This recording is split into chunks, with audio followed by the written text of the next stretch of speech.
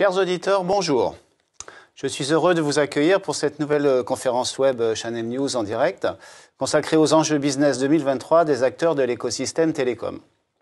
Le principe de ces conférences est toujours le même, permettre aux prestataires du secteur numérique qui nous écoutent d'approfondir leur compréhension des marchés et des métiers du numérique à travers les témoignages de leurs pairs. Aujourd'hui, il va être question de qualité de service dans les télécoms, d'érosion des marges, d'évolution du modèle économique des opérateurs B2B, à travers 3 tables rondes d'une vingtaine de minutes chacune. La première sera consacrée aux problèmes de qualité qui empoisonnent la vie des clients. La deuxième évoquera les relais de croissance pour l'écosystème telco dans le contexte d'inflation et de baisse des marges. Enfin, dans un troisième temps, on reviendra sur le succès du modèle opérateur en marque blanche et sur ses évolutions.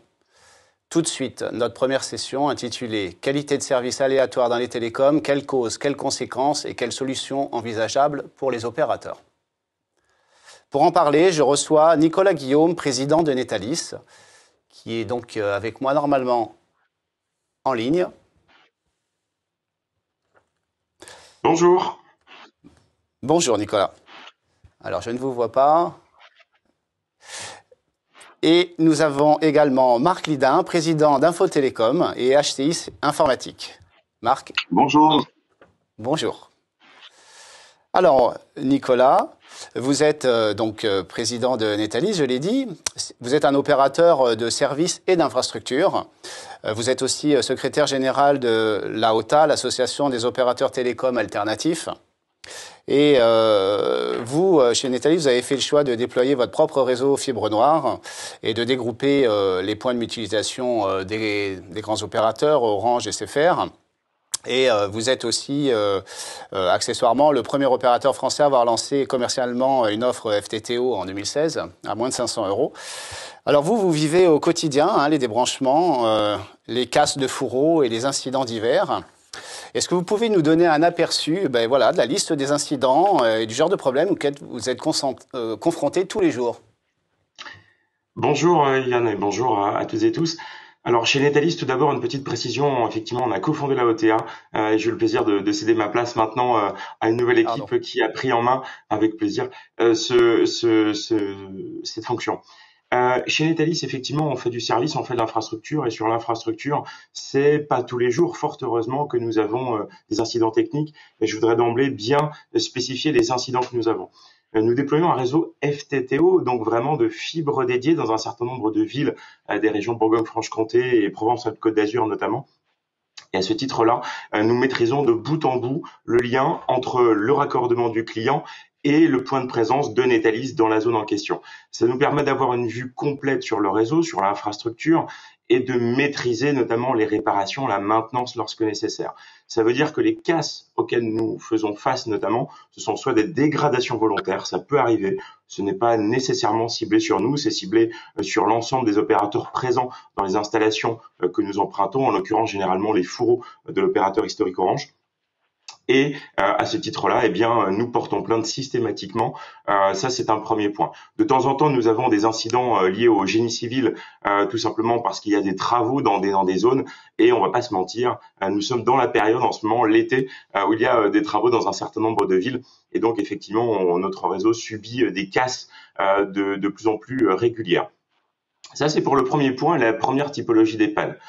Sur les autres pannes que nous rencontrons, c'est majoritairement sur la boucle locale optique dite mutualisée, c'est-à-dire sur le FTTH, où là, comme la plupart des gens qui, je pense, nous écoutent, nous avons très fréquemment des déconnexions. Ça, c'est la première des choses. Et nous avons des déconnexions parfois extrêmement longues de nos clients sans pouvoir maîtriser cette boucle locale, puisque vous le savez, elle est mutualisée par les opérateurs d'infrastructure qui les déploient.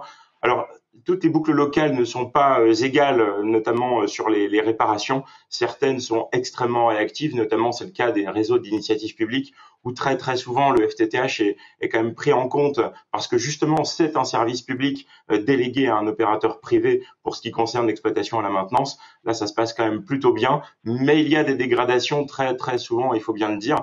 Et là, ça va de simple raccordement qui est mal réalisé jusqu'à la dégradation volontaire d'armoires techniques, de points de mutualisation en pied d'immeuble dans les zones de très haute densité.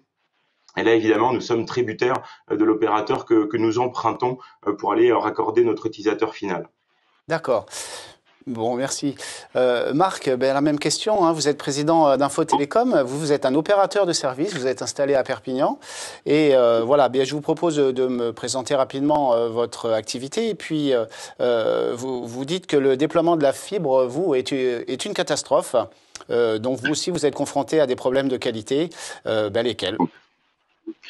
Eh bien, chez Infotélécom, on travaille en marque blanche sur la partie le réseau et Internet. Ensuite, nous sommes notre propre opérateur en ce qui concerne la VoIP.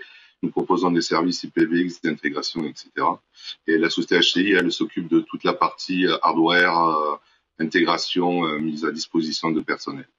Notre problématique aujourd'hui, c'est que lorsqu'on passe une commande chez un opérateur pour un déploiement de FTTO, ça se passe très très bien parce que c'est un produit qui est maîtrisé, qui est un produit d'entreprise et professionnel. Dès qu'on s'attaque à une commande FTTH, là, les problèmes peuvent commencer. Pourquoi? Parce qu'aujourd'hui, les opérateurs d'infrastructure sous-traitent les installations de FTTH.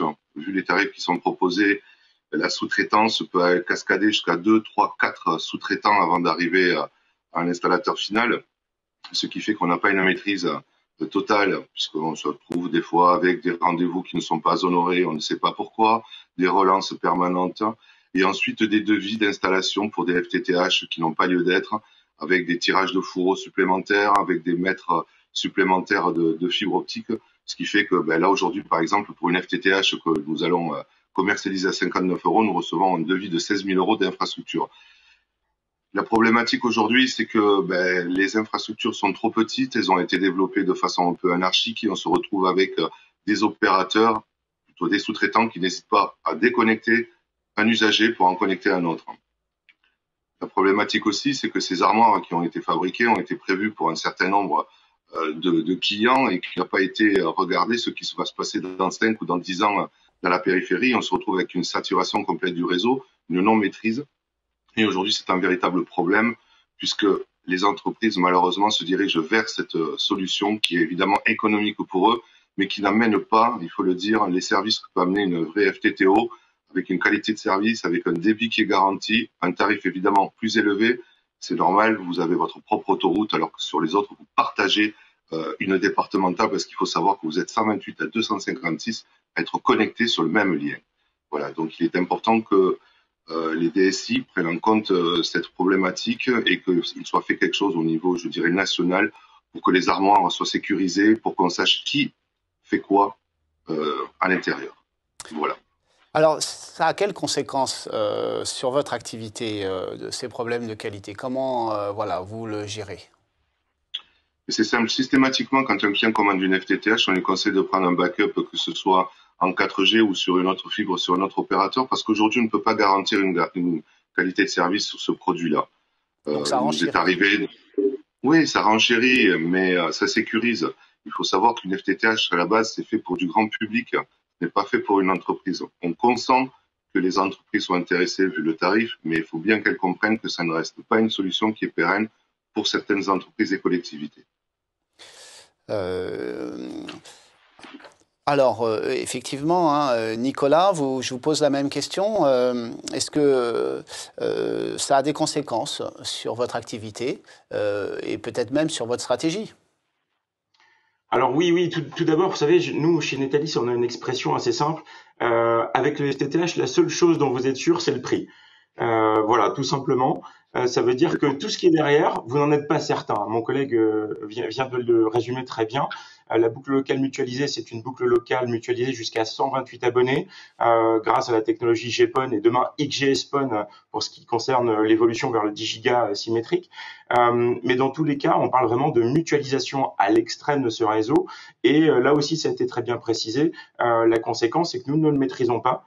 Donc nous savons que nous vendons un produit, mais nous n'en maîtrisons pas la qualité jusqu'au bout. C'est terrible de dire ça sur le marché entreprise, parce que ce que nous vendons précisément, nous les opérateurs alternatifs dits de proximité, c'est précisément une relation avec une qualité de service, avec une confiance avec notre client. Et le FTTH brise en fait la confiance de notre client dans notre qualité. C'est donc ça le premier vrai problème, c'est que finalement on se retrouve, j'allais dire, ex aequo avec la médiocrité de certains autres acteurs et de leur qualité. Donc nous ne voulons pas faire ça. Et nous, chez Netalis, nous avons pris un pari, c'est déjà d'abaisser les tarifs du FTTO sur notre réseau en propre quand nous le maîtrisons, c'est de commercialiser des offres FTTO d'entrée de gamme, mais qui pour autant sont très qualitatives auprès de nos clients, et c'est de monter les prix du FTTH. On se coupe sans doute l'herbe sous le pied pour plein de petits clients, mais je pense qu'il y a plein de confrères qui seront ravis de les récupérer et de gérer le support technique avec d'ailleurs, donc de dépenser leur marge autour de cela. Et nous, effectivement, on a fait le choix de monter les prix du FTTH de façon à pouvoir, de un, gagner de l'argent sur ce produit et de deux, pouvoir produire des solutions de backup lorsque nécessaire et de mettre une transition possible vers le FTTO enfin, quand vraiment le client a compris que de temps en temps ce produit, il n'était pas tout à fait adapté, voire pas du tout à son activité. Vous pouvez préciser là les prix FTTO et à quel prix donc vous pratiquez FTTO et FTTH? Chez Netalis, on commence à trouver du FTTO sous la barrière des 149 € hors taxe par mois. C'est vraiment quelque chose qui est un engagement en fait de notre part pour vraiment séduire des clients sur ce produit. On est conscient que tout le monde ne peut pas se l'offrir même à ce prix-là, mais on a essayé d'abaisser la barrière à l'entrée le plus possible. Et sur l'FTTH, nous, on a fait le choix d'atteindre des prix qui sont au-delà de 69 € hors taxe par mois, c'est-à-dire entre la barrière des 69 à 99 € par mois, de telle façon à vraiment proposer un produit, j'allais dire qualitatif en termes de support technique, parce que c'est finalement quasiment l'une des seules choses qu'on peut proposer, c'est d'avoir quelqu'un au téléphone qui répond, qui comprend le problème, qui le connaît, mais on ne sait pas maîtriser, hélas, correctement les temps de rétablissement, malgré les obligations réglementaires que nous avons de temps en temps, puisque vous le savez peut-être, mais l'ARCEP a imposé dans la réglementation de proposer des offres dites avec qualité de service renforcée, c'est-à-dire des garanties de temps de rétablissement de 10 heures ouvrées, donc c'est grosso modo du J+1, mais le problème c'est que quand vous ne maîtrisez pas cette boucle locale avec parfois des incidents majeurs, mon collègue le disait à l'instant sur les armoires techniques, notamment dans des zones ici comme à Besançon, comme à Dijon, comme à Perpignan, vous avez des armoires qui sont des armoires de rue mutualisées, qui sont très soumises à des dégradations, on l'a encore vu d'ailleurs ces jours-ci avec les émeutes dans certaines villes en France, et donc évidemment quand l'armoire elle est détruite, il faut tout simplement plusieurs jours de réparation, et là votre garantie de temps de rétablissement ne peut pas tout simplement être respectée. Marc, vos tarifs, vous avez la possibilité de nous donner un aperçu? Oui. Une FTTH, comme l'a dit mon confrère, on n'est pas loin de ces tarifs, c'est 59 € à 65 €, tout dépend s'il y a des frais de mise en service où ça se situe. Ensuite, une FTTO, on va commencer aux alentours des 300 € pour monter ensuite selon les débits et les zones beaucoup plus cher, parce que là aussi, il faut bien prendre en considération que la zone géographique et le déploiement commercial rentrent en compte dans la tarification. Donc, on n'est pas tous égaux sur la fibre entreprise FTTO, puisqu'on va prendre en compte les distances, la population et la rentabilité. Là, je pense aussi qu'il va falloir faire un effort au niveau des opérateurs et se déterminer un tarif qui soit national et arrêter avec des tarifs qui soient régionaux, de zone, etc. Ce qui complique le déploiement et ce qui engendre des frais supplémentaires de mise en service pour des clients qui sont éloignés. Donc, il n'y a pas une égalité économique dans la fibre optique aujourd'hui en France. Alors Nicolas, est-ce que vous pensez que ces problèmes de qualité ont des solutions potentielles? Ça peut être des solutions locales, peut-être aussi des solutions réglementaires. De quoi parle-t-on en ce moment? Les solutions réglementaires de toute évidence, sauf qu'en France, on n'a pas trop l'habitude de corriger le cadre réglementaire d'une façon assez conséquente. Reconnaître ses erreurs, c'est déjà toujours quelque chose d'assez complexe. Effectivement, le cadre réglementaire est en très grande partie responsable de ce qui se passe aujourd'hui. Mais c'est aussi... Expliquez-nous pourquoi. En quoi? Il y a une dizaine d'années, quand le cadre réglementaire du FTTH français, notamment, a été figé, on a engagé cette mutualisation des réseaux, et donc on a parfois un peu trop écouté des opérateurs historiques qui ont proposé leurs ingénieries au risque effectivement de bouleverser cela. Moi, je donne juste un exemple. Ici à Besançon, on a dégroupé ce qu'on appelle un point de mutualisation de grande capacité de l'opérateur Free Infrastructure. C'est une des rares poches en France où Free avait déployé son réseau de fibre optique mutualisé. Nous n'avons, depuis que nous l'avons dégroupé il y a maintenant un peu plus de 3 ans, jamais eu d'incident sur ce réseau. Alors, Pourquoi? redites-nous ce que ça veut dire, dégrouper. Découper, ça veut dire que nous installons un coupleur, un tiroir optique passif, sans énergie, dans l'installation de notre partenaire opérateur d'infrastructure.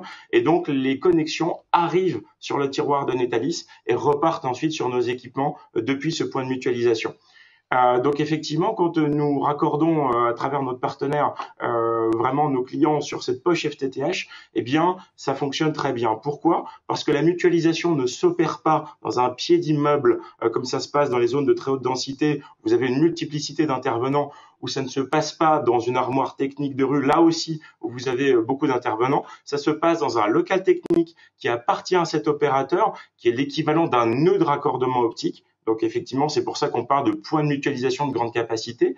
Et à partir de là, le nombre d'intervenants est extrêmement faible.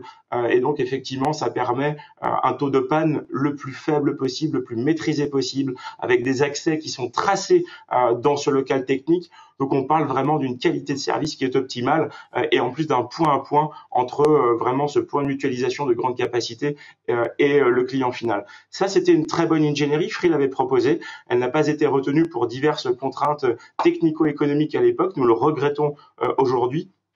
Et c'est vrai que le cadre de mutualisation de l'infrastructure qui a été retenu, il est sans doute intéressant pour des modèles économiques, mais c'est aussi un modèle technique qui est très dangereux.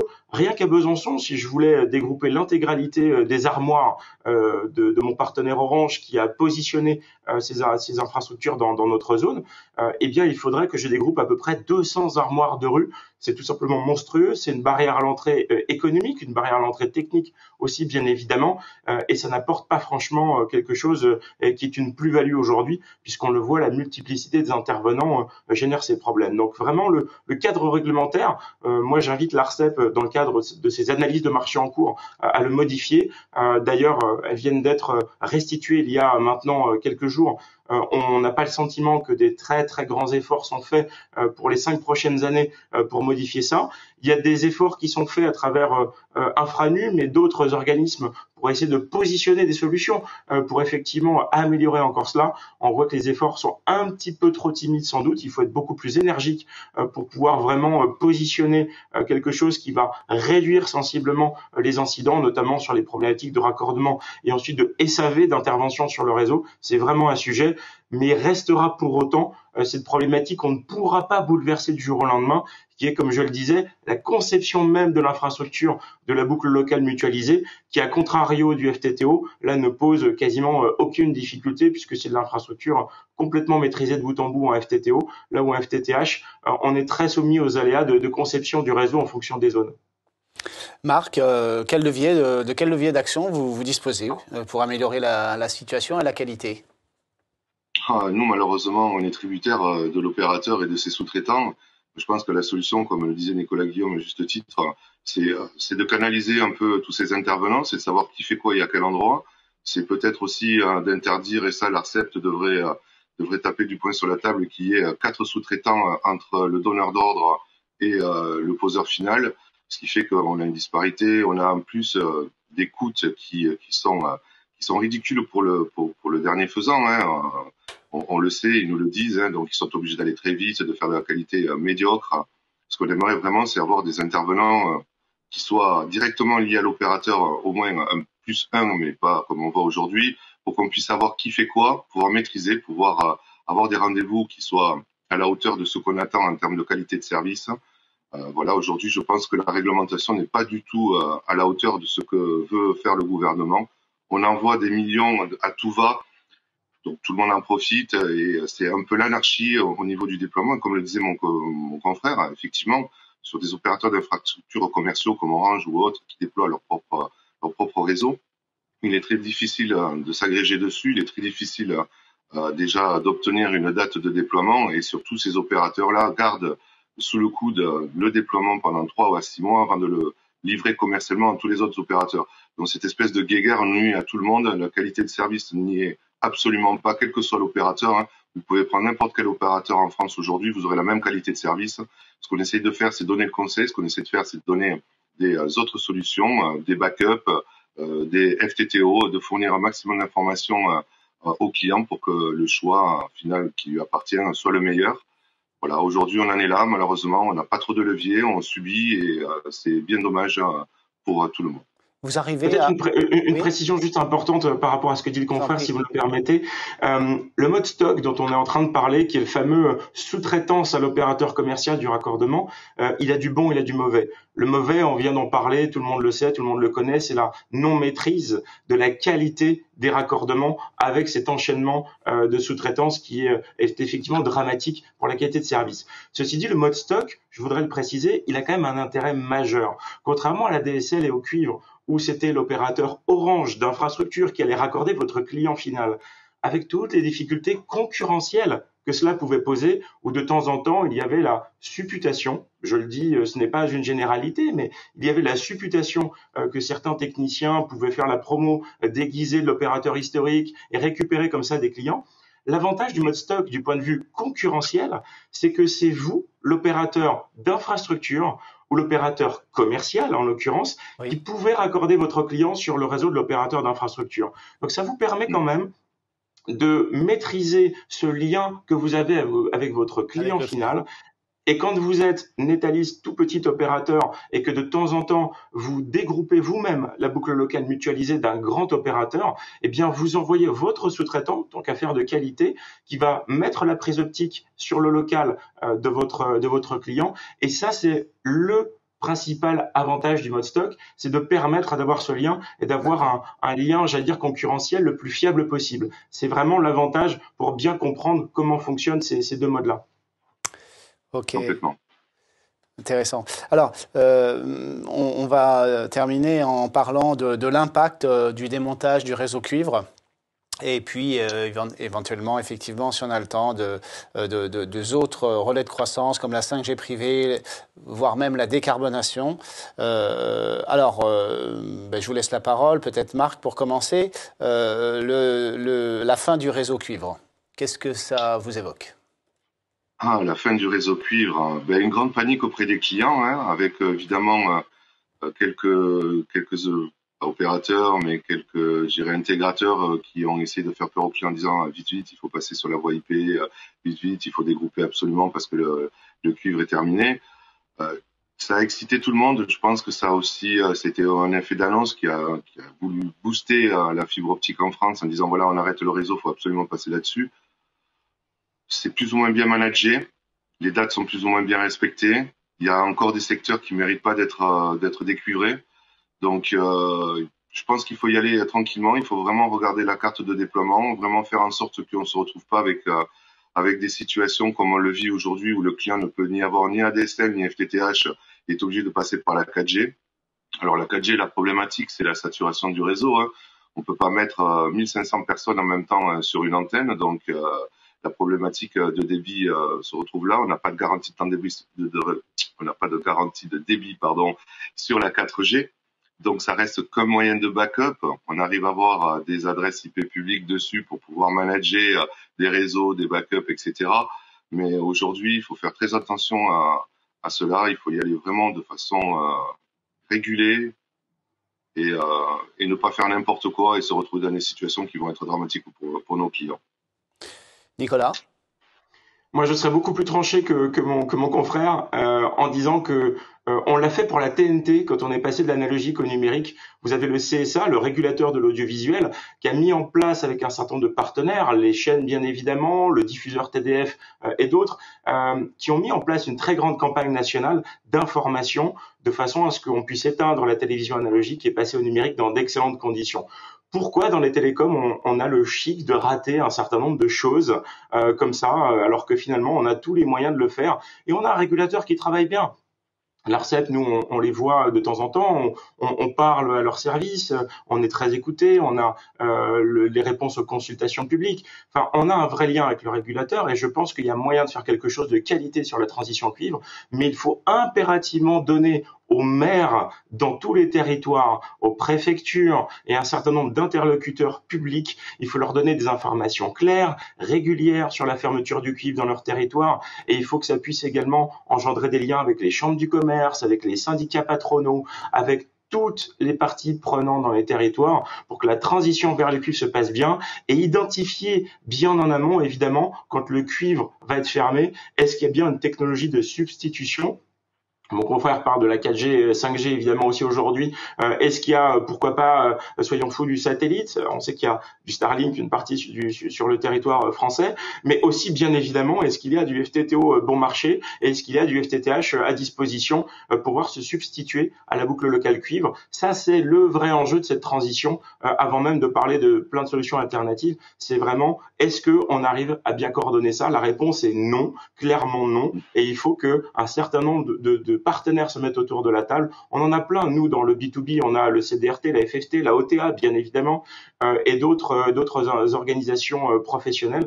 Et il faut qu'on arrive à organiser beaucoup mieux cette transition. On a encore le temps, on est en 2023, on a 7 ans, la fin c'est 2030, et je pense qu'on a vraiment de quoi faire aujourd'hui vers 2030, mais n'attendons pas le 1er décembre 2029 pour faire le job. Voilà, ça n'a pas vraiment commencé, donc il y a encore le temps. Hein. C'est le message, c'est votre message. Oui, mais encore une fois, avec ce que dit très bien Marc, c'est vraiment ce côté attention aussi à un certain nombre de margoulins, si vous me permettez l'expression, dans les territoires, qui profitent allègrement depuis maintenant 1 an ou 2 de cette fermeture du cuivre. Il y a vraiment beaucoup d'arnaques, tout simplement pour proposer des solutions qui ne conviennent pas aux clients, pour pré-capter de la clientèle dans certains territoires, alors qu'il y a bien évidemment le temps. Tous les plans de fermeture des différents lots ne sont pas encore annoncés sur le cuivre. Et donc, il n'est pas urgent d'attendre. Prévoyons un certain nombre de choses, mais encore une fois, informons intelligemment avec des organismes reconnus au niveau national, sans parler des collectivités locales, bien évidemment. Mais attention à cette fermeture du cuivre qui n'est pas bien gérée du point de vue communication aujourd'hui. D'accord.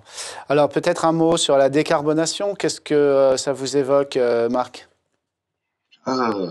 Écoutez, on vient de subir déjà le RGPD avec toute la difficulté administrative que ça demande. Là, on va se lancer dans la décarbonisation. Ça va être compliqué pour les entreprises si c'est encore administratif et lourd. On ne sait pas encore ce qu'on va nous demander. On est tous, je pense, conscients aujourd'hui en tant que chef d'entreprise qu'il faut décarboner, qu'il faut acheter au plus près, qu'il faut éviter de commander du matériel qui vient d'Asie ou autre. La problématique, c'est qu'on a très peu de fabricants français. C'est que sur tout ce qui est courant faible, vous ne trouvez aucun fabricant en France ou en Europe. Donc, il est très, très difficile pour nous de prévoir une décarbonisation en faisant du local ou de la proximité. Ce qu'on essaye de faire, nous, c'est d'éviter les déplacements au maximum avec de la télémaintenance. C'est d'avoir des outils de supervision qui nous permettent d'être proactifs pour éviter les déplacements. C'est ces choses-là qu'on peut mettre en place. Maintenant, s'il faut absolument qu'on décarbone parce que sinon on va être taxé ou autre. J'espère que ce ne sera pas une charge supplémentaire ni administrative ni financière pour les entreprises et qu'on nous expliquera exactement ce qu'on attend de nous sans faire comme on a fait pour le cuivre des effets d'annonce pour faire des effets d'annonce. Voilà. Nicolas ? Nous, en tant qu'opérateurs de services et d'infrastructures, comme on a la chance de maîtriser une grande partie de notre infra, on fait depuis plusieurs années un certain nombre de choix technologiques qui nous permettent de réduire la consommation d'énergie du réseau Netalis. À toute petite échelle, c'est quelques kilowatts, enfin quelques centaines de kilowatts à l'année d'économiser, mais comme on dit, il n'y a pas de petites économies, et ces économies, elles sont bonnes pour tout le monde. Elles sont bonnes pour nous, dans un contexte évidemment de baisse des prix, et par extension parfois de baisse des marges qui sont agressées. Donc pour nous, finalement, la transition verte, elle est bonne pour la planète, elle est bonne pour nous en tant qu'entreprise et elle est bonne pour nos clients. Donc on essaye évidemment de faire ces choix de façon à ce que la transition zéro carbone se passe du mieux possible. Je ne sais pas si on y arrivera dans un délai très court. Ça va prendre évidemment plusieurs dizaines d'années. Ça, c'est de toute évidence. Faire fonctionner un réseau télécom en toute autonomie, ça paraît quand même pas excessivement trivial. Il faut pas oublier que nos équipements sont aussi dans des data centers, parfois sur les cœurs de réseau, que ces data centers eux-mêmes font des gros efforts. Mais le problème, c'est que bien évidemment, vous n'alimentez pas quelques dizaines de mégawatts avec quelques panneaux solaires. Ça demande là aussi des très très gros efforts pour permettre d'optimiser la consommation d'énergie de ces grandes installations. Donc de bout en bout de la chaîne, il y a beaucoup d'efforts et de points techniques à maîtriser. Tout ça passe sur le matériel. et sur la façon dont on fournit le service à nos clients. Une précision quand même, la fibre, c'est bon pour la planète, puisque la consommation de l'énergie entre la boucle locale cuivre et la fibre optique, c'est quelque chose qui a radicalement diminué. On parle de quelques watts pour la fibre optique et c'est quand même beaucoup plus important sur le cuivre. Et donc évidemment, l'arrêt du cuivre dont on parlait il y a quelques instants va aussi générer d'importantes économies et d'importantes économies, j'allais dire, de watts pour la planète, donc c'est plutôt une bonne chose. Oui, je crois qu'on parle d'un facteur 5. Très bien, bien, merci beaucoup Marc et Nicolas. Ainsi s'achève notre première table ronde. Je vous remercie de votre participation. Tout de suite, je laisse les commandes à Thierry Derouet pour la prise de parole de nos partenaires Jean-Christophe Antoine de Alcatel-Lucent Entreprises et de Julien Marguerite, directeur de la distribution d'Alliancecom.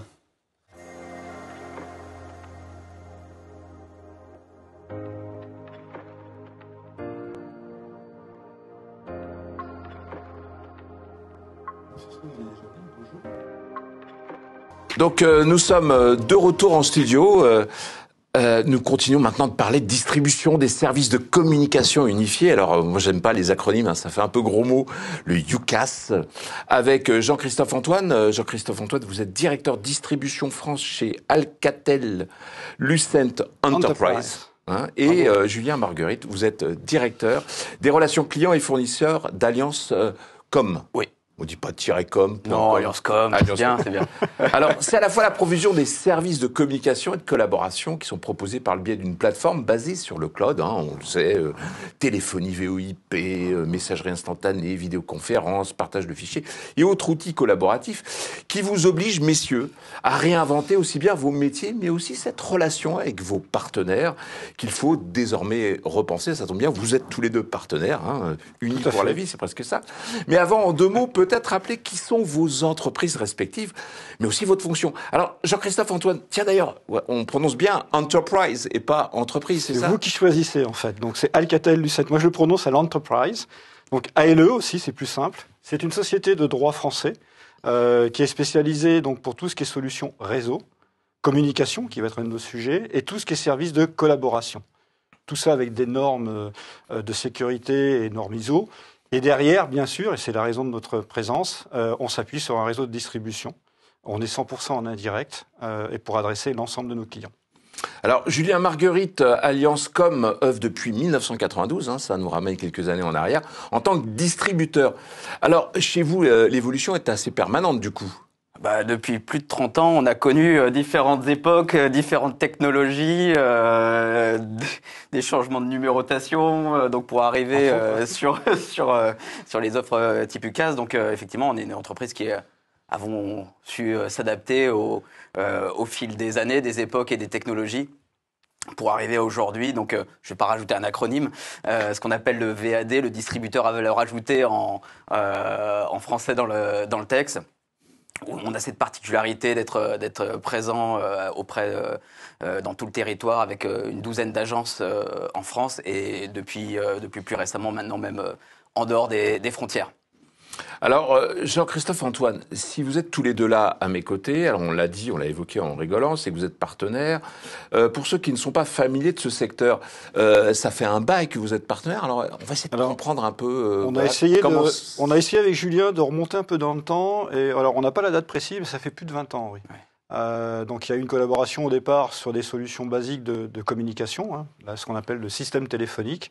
Et de fil en aiguille, d'année en année, on a évolué à la fois sur la partie, bien sûr, networking et sur la partie cloud. Voilà. Donc il y a une offre complète de solutions qui sont développées conjointement avec Alliancecom vis-à-vis de nos partenaires indirects et qu'on anime régulièrement ensemble. Alors on va revenir justement à un sujet qui est ce fameux Move to Cloud. Hein. Voilà, tout le monde est embarqué, même au plus haut niveau de l'État. On va voir les collectivités locales et territoriales y aller, elles aussi. Hein, ça a déjà pour certains commencé. Donc, ça embarque tout. Mais ce qu'il y a aussi sur ce sujet, c'est avant tout une problématique de création de valeur qui change.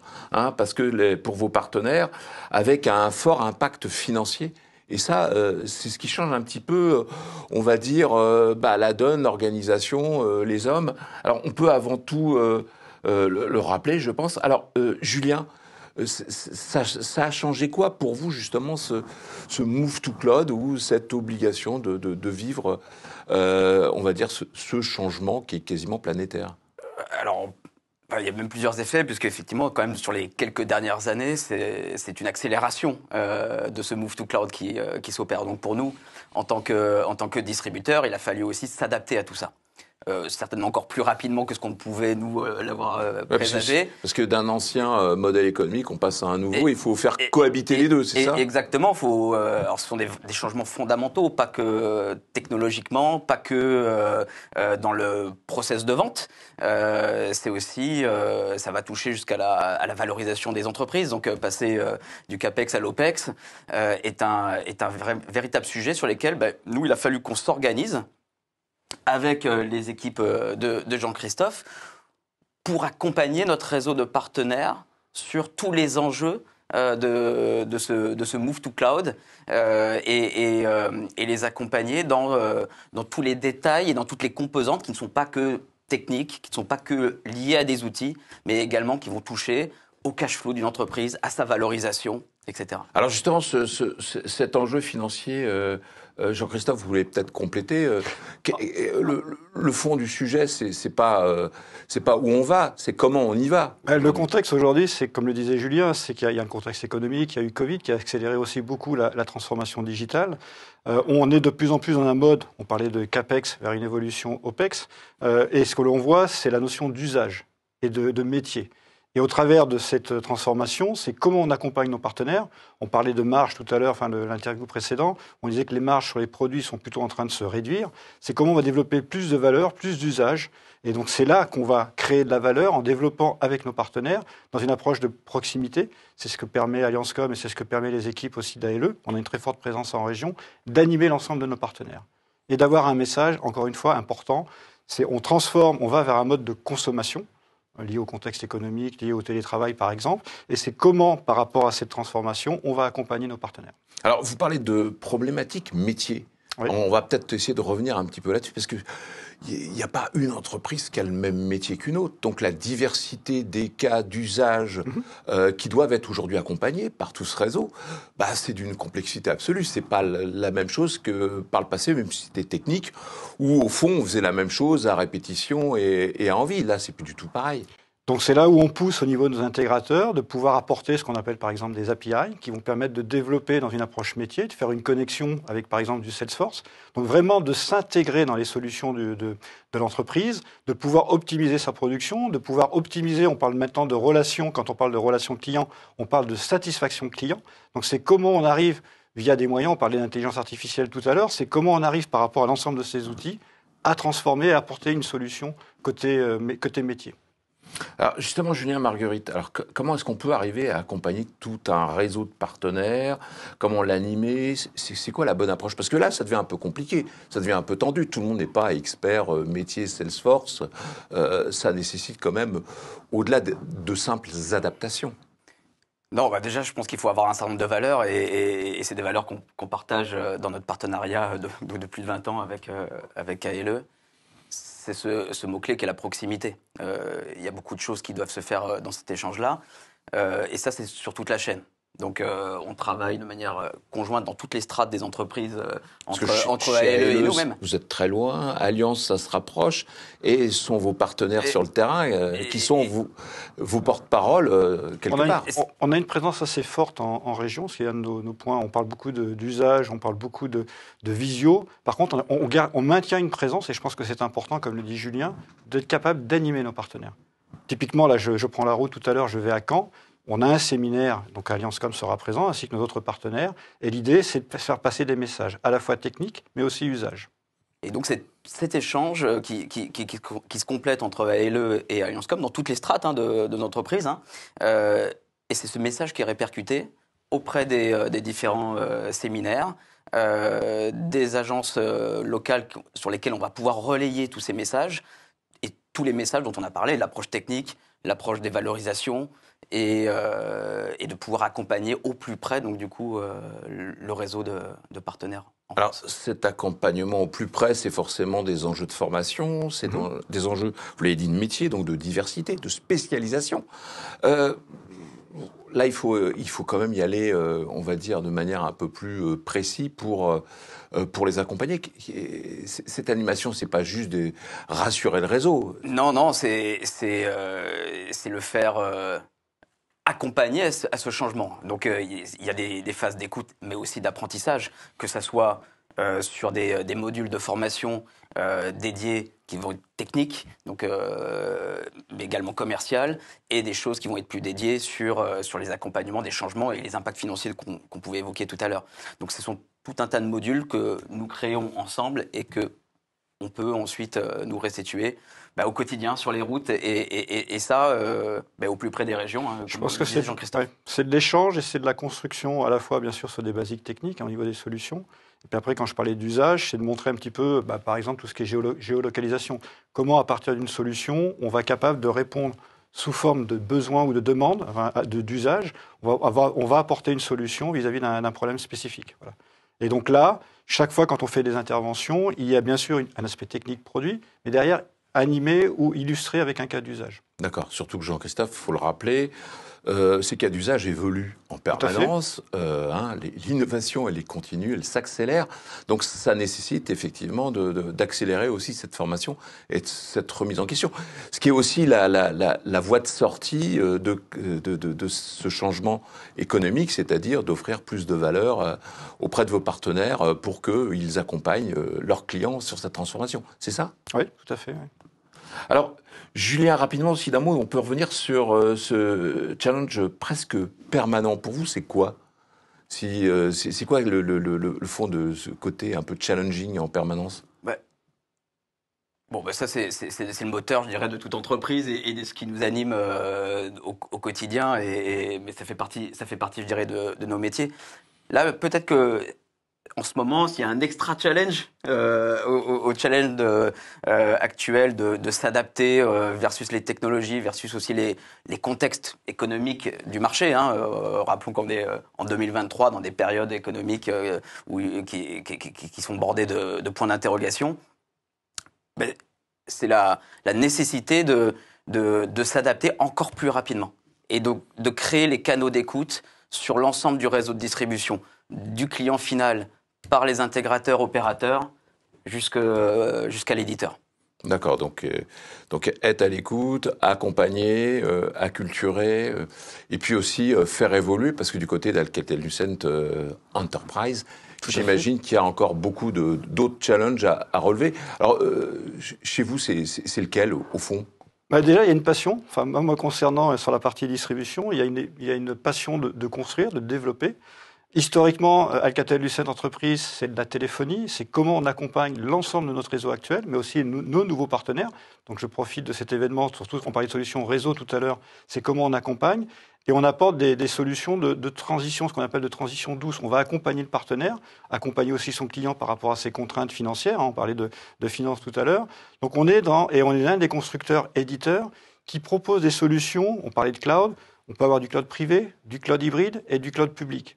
Je crois qu'on est parmi les seuls sur le marché à proposer une telle solution avec un ensemble de migrations qui va de la migration, on parle du full IP ou du full SIP, mais on peut accompagner cette transition. Et je pense que ça, c'est un grand différenciateur. Et on le fait au travers de nos partenaires, bien sûr, en termes d'accompagnement vis-à-vis de nos clients. Messieurs, nous sommes arrivés au terme de cet entretien. Alors, d'un mot, qu'est-ce qui, selon vous, va embarquer le plus vos organisations les mois à venir ? Julien, vous l'avez presque résumé, déjà dit, c'est la formation, l'animation du réseau ?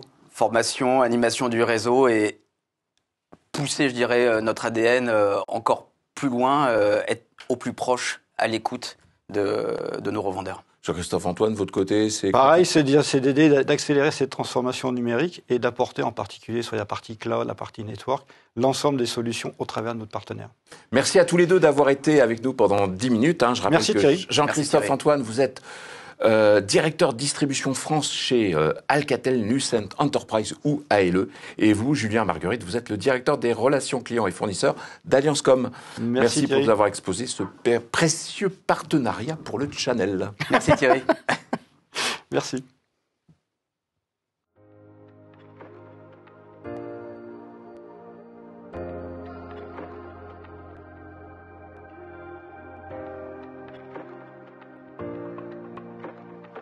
votre deuxième table ronde intitulée Crise énergétique, inflation, baisse des marges, quel relais de croissance pour l'écosystème telco?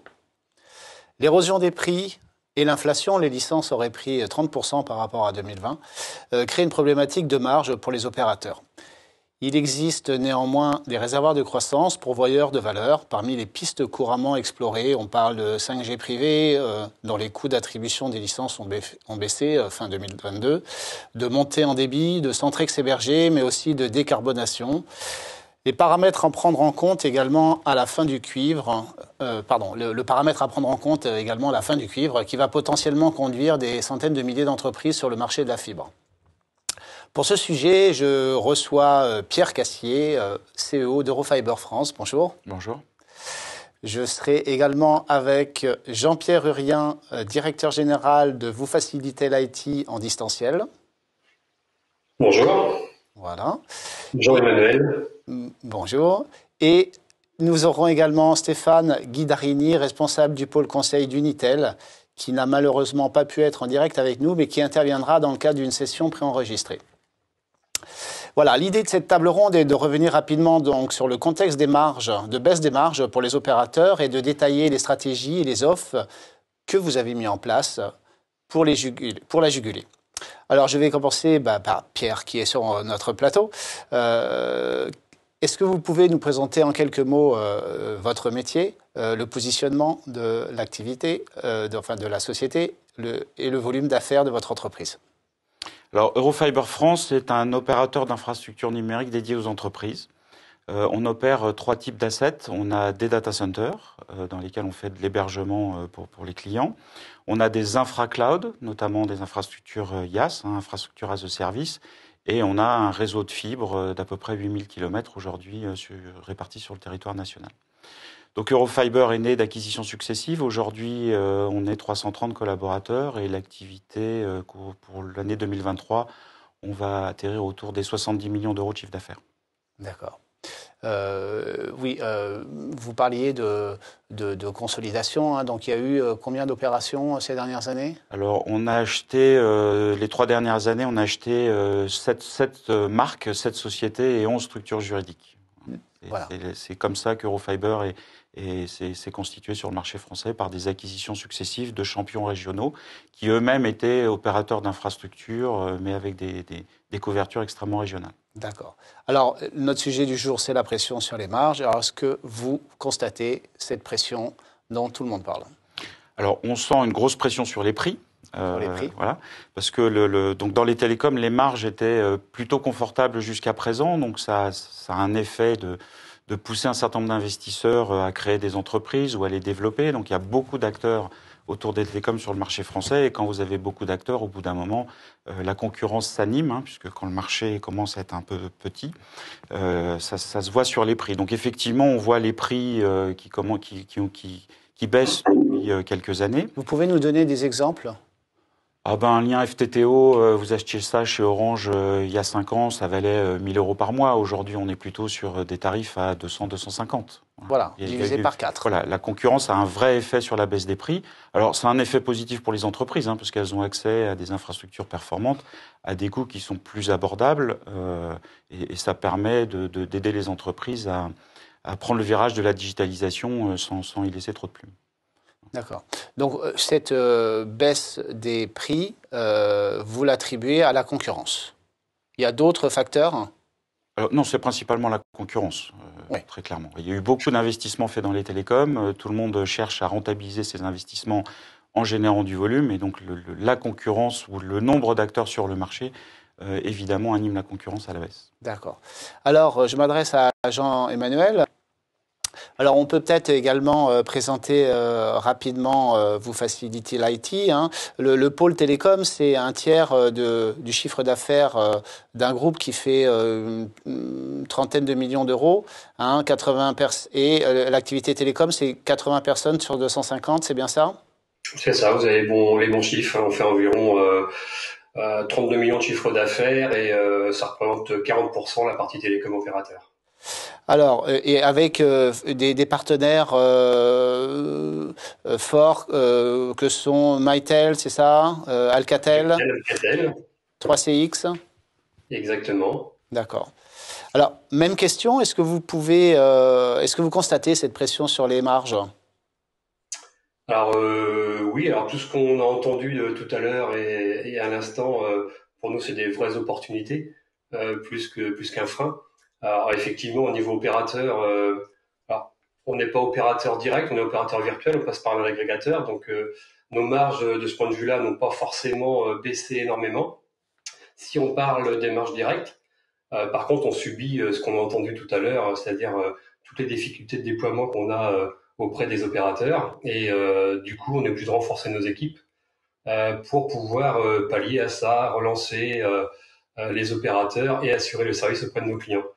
Et finalement, on s'aperçoit que si les marges sont, on va dire, à peu près constantes, voire un peu plus fortes pour nous avec la fibre, eh bien, il va falloir attendre, je pense, au moins 2 ans pour retrouver un niveau de marge acceptable du fait qu'on ait renforcé nos équipes pour pouvoir gérer toute cette partie déploiement. D'accord. Alors, vous parliez donc vous subissez pas cette pression sur les prix? Alors, on le subit au niveau téléphonie. C'est pour ça d'ailleurs qu'on a référencé, on est partenaire historique Mactel, on est partenaire historique Alcatel. Ce sont des constructeurs qui offrent des niveaux de service très élevés et effectivement on a des nouveaux entrants comme 3CX, on l'a cité, qui a des niveaux de prix, une facilité de déploiement qui aujourd'hui permet d'avoir des prix beaucoup plus accessibles pour nos clients. D'accord. Sachant que malgré tout, on a des vraies opportunités avec nos partenaires historiques, notamment Alcatel, pour aller chercher des fonctionnalités. D'ailleurs, on a parlé d'usage avec Jean-Christophe. Effectivement, il y a des usages que seuls les grands partenaires peuvent proposer. D'accord. Vous avez donc pas de problème sur les prix, mais est-ce que sur les marges, il y a quelque chose? Alors, en fait, c'est pas qu'on n'a pas de problème sur les prix, parce qu'effectivement, Pierre l'a dit tout à l'heure, on voit bien que la fibre qu'on pouvait vendre 1 000 € à l'époque, aujourd'hui, on va plutôt la vendre alors 400, 300 €, ça dépend du niveau de marge qu'on va faire. Cette marge-là avait en plus pour nous est encore plus écrasée par le fait qu'on a beaucoup de ressources pour pouvoir gérer ça. Par contre, depuis de nombreuses années, on a fait le virage de service autour du réseau. Donc notamment lorsqu'on vend de la fibre. Aujourd'hui, nos métiers, c'est forcément la partie télécom. On a une grosse partie également autour du système réseau cloud MSP, notamment avec Office 365, de l'hébergement. Et du coup, ça nous permet de vendre de la fibre et vendre des services supplémentaires. On va mettre la voix et la data sur le même lien. Ça a un côté économique pour le client. Et nous, ça nous permet aussi de vendre des services supplémentaires de gestion de la qualité de service sur le lien, de le maintenir sur le temps. Et ça, pour nous, c'est des vraies opportunités de business. Et puis, l'autre opportunité aussi, c'est qu'effectivement, quand on met un système de téléphonie, quel qu'il soit, on va vendre... on n'a pas trop parlé de ça d'ailleurs aujourd'hui, mais il y a le T0, le VGA, donc qui est lié au cuivre, qui s'arrête. Tout ça, ça va être remplacé par le trunk SIP, et depuis d'ailleurs de nombreuses années. Et le trunk SIP, c'est aussi des vraies opportunités pour les intégrateurs comme nous de pouvoir basculer ces gens-là, cette technologie-là, et d'apporter beaucoup plus de marge pour essayer de pallier justement au manque de marge qu'on a sur la partie opérateur, lien. Très bien. Alors, on va y revenir. Je vous propose de lancer l'intervention de Stéphane Guidarini d'Unitel sur la baisse des marges. Alors, chez Unitel, on se présente comme service provider, donc fournisseur de services de 5G privé. Donc, on est en train de tisser aujourd'hui des partenariats avec des prestataires installateurs, déployer notamment les antennes. Nous, on est en train de construire en parallèle notre cœur de réseau qui sera mutualisé pour un certain nombre de clients. Et ensuite, on est en train de mener des accords avec les opérateurs publics pour pouvoir faire de l'interco entre réseau privé et réseau public. Donc, on se positionne vraiment comme un service provider pour fournir un service de bout en bout sur 5G privé et ensuite faire du roaming ou de l'interconnexion avec les opérateurs publics. Effectivement, les marges des opérateurs sont attaquées. L'arrivée de la fibre optique notamment et la partie FTTH. Maintenant, également la partie SD-WAN, on voit vraiment une érosion de la marge, donc, et d'où la recherche d'alternatives, notamment la 5G. Voilà, je voudrais revenir avec Jean-Emmanuel sur les marges. Vous dites qu'il va falloir aller chercher 1 million de chiffre d'affaires supplémentaires cette année pour compenser le surcoût des salaires et de l'énergie. Alors effectivement, peut-être pas de pression directe sur les prix, mais peut-être voilà, des soucis d'inflation et d'énergie. Ah, ça c'est sûr, hein, vous l'avez dit, hein, le chiffre, pour nous, on fait 32 millions, 1 million à aller chercher uniquement pour couvrir l'augmentation du coût de l'énergie. Alors c'est lié aux voitures qu'on achète, les voitures on les achète aussi plus cher, le carburant est plus cher, l'électricité est plus chère. Nous avons également, comme tout le monde, une hausse des salaires qui fait qu'on a une masse salariale qui augmente aussi. Donc effectivement, il faut trouver des ressources pour pouvoir pallier à ce phénomène. Alors, Pierre, vous, effectivement, vous parlez d'un effet ciseau également, hein, avec une hausse des salaires qui érode les marges, qui érode à son tour le retour sur investissement. Voilà. Alors, qui va peut-être provoquer des mouvements de consolidation. Comment vous voyez, alors, comment ça se passe? Est-ce que c'est ça qui se passe pour vous? Alors, sur le marché, effectivement, il y a deux effets. L'érosion des marges limite la capacité des entreprises à investir ou à faire des acquisitions, enfin des petites entreprises à acheter des confrères. Donc ça va, ça a un effet effectivement sur la croissance des entreprises. Le deuxième effet, c'est le coût de l'argent. Donc ça, on en a parlé. Oui. Et puis l'érosion des marges. Donc il n'y a plus de modèle économique pour les petites entreprises pour faire de la croissance externe. En même temps, vous me disiez que les cibles se raréfient. Alors les cibles se raréfient. Nous, on a été un acteur assez dynamique sur le marché par notre stratégie d'acquisition et de build-up. Donc ça, c'est un sujet. Concernant le commentaire sur les salaires, alors on ne considère pas que l'augmentation des salaires, c'est quelque chose qui nuit à nos marges. Dans nos plans, on prévoit l'augmentation des salaires. Alors on essaye de compenser l'inflation pour nos collaborateurs, parce qu'avoir des collaborateurs qui sont contents, motivés, ça reste quand même un élément de performance qui est important. Donc on a ça dans notre plan, on a des plans à très long terme, et ça c'est un sujet qui est adressé. Les sujets d'énergie, alors les data centers sont des gros consommateurs d'énergie. C'est ça. Alors on est des consommateurs que les fournisseurs aiment bien parce qu'on consomme tout le temps la même chose. La nuit, le jour, le week-end, etc. Donc on ne contribue pas au pic. Donc ça nous permet quand même de négocier avec nos fournisseurs des tarifs qui sont plutôt intéressants. Pour venir pour l'amélioration de nos marges, si vous voulez, on a 2-3 leviers pour pouvoir préserver nos marges. Allez-y. Je vous en prie. Alors évidemment nos coûts, donc on en a parlé avec les fournisseurs d'énergie, donc il faut qu'on négocie avec nos fournisseurs des conditions qui sont les plus avantageuses possibles en leur laissant des modèles, des espaces économiques pour qu'ils puissent continuer à faire de la performance. Mais il y a une marge de manœuvre là en ce moment ? Alors oui, parce que le plan France très haut débit arrive un peu à terme, donc il y a beaucoup de capacités aujourd'hui, notamment à produire sur le marché. Alors c'est vrai chez les installateurs, chez nos sous-traitants, chez les fabricants d'équipements actifs. D'accord. Donc ils sont plutôt en recherche d'activités. Donc on est dans une position assez favorable pour négocier des tarifs. D'accord. Ça c'est clair. Intéressant. Voilà. L'autre vrai sujet sur lequel on a des optimisations de coûts à faire, c'est la manière dont on opère nos réseaux et on les exploite. On a un vrai sujet sur l'automatisation. On aide les entreprises à se digitaliser. On va essayer de ne pas être les cordonniers de l'histoire. Oui. Donc, on travaille vraiment sur l'automatisation de nos processus, la digitalisation. L'acquisition d'ApplyWave était aussi liée à cette capacité qu'avait ApplyWave, à cette avance qu'avait pris ApplyWave sur... Vous pouvez donner des exemples de cette avance ? Alors, sur ApplyWave, on avait un parcours client qui permettait à la fois de sélectionner une offre en ligne, de pouvoir la commander, de pouvoir suivre les différentes étapes du déploiement, de l'installation, de la mise en service, jusqu'à la facturation. Et pour les équipes en interne, la mise en production d'un lien est quasi automatique. Voilà. Donc ça va nous faire gagner beaucoup de temps. Alors l'idée, c'est pas de gagner en ressources, c'est d'être capable de prendre plus de charges. Et voilà. Donc ça, ce sont les deux sujets sur nos coûts. Si on veut préserver nos marges, il est intéressant aussi de regarder la ligne du haut. La ligne du haut, les revenus. D'accord. Voilà, on a deux effets. On peut effectivement économiser sur les dépenses ou éviter qu'elles s'envolent, mais on travaille aussi beaucoup sur la ligne du haut.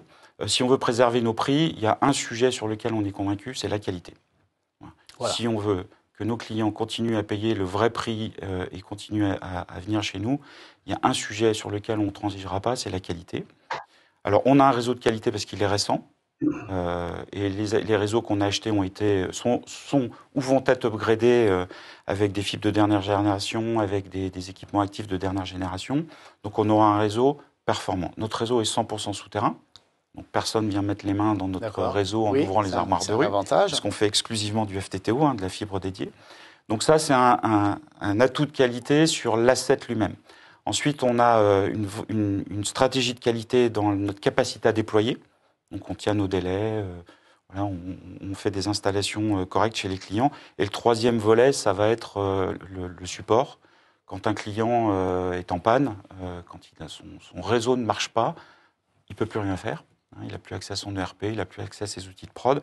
Donc notre capacité à régler les problèmes des clients est un différenciant sur lequel on veut appuyer. Et nous, on a décidé de garder notre support 100% français avec des équipes qui sont plutôt techniques et qui sont capables assez vite de prendre des sujets techniques en main. Voilà. Très bien. Et le dernier point sur lequel on peut travailler sur le revenu, c'est le volume. Donc évidemment, on est sur une activité d'infra avec des investissements importants, mais finalement, de façon marginale, le client additionnel génère assez peu de coûts.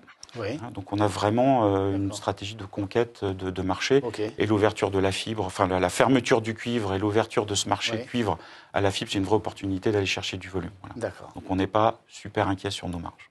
Très bien. Je m'adresse à Jean-Emmanuel. Alors vous misez beaucoup sur les plateformes Centrex que vous hébergez. Alors on a plusieurs leviers, effectivement, on a cette partie-là, on a basculé déjà depuis de nombreuses années, on l'a dit tout à l'heure, notamment Jean-Christophe, passer du mode marge brute, vente de matériel à la partie souscription.